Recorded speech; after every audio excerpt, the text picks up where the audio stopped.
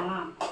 இந்த பக்கம் வந்து பீக்கங்காய், பச்சை மிளகாய் தேங்காய் போட்டு பீக்கங்காய் நக்கியிருக்கேன். அப்படியே இந்த பக்கம்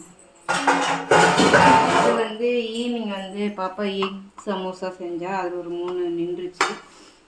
இவங்க நிரூபர் அப்ஸுக்கும் 2 முட்டை. இனிமேல் வந்து காலையிலேயே நைட்டும் எப்போயும் ஒரு டைம் 2 முட்டை 2 பேர்த்துக்கும்.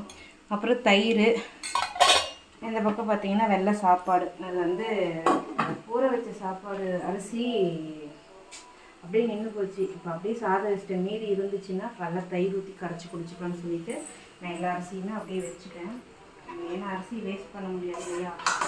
ஸோ அதனால் வந்துட்டு சாப்பாடு கொஞ்சம் அதிகமாகவே இருக்குது. டாகுக்கும் கேட்டுக்கும் வச்சாச்சு சோறு, நமக்கு மட்டும்தான்.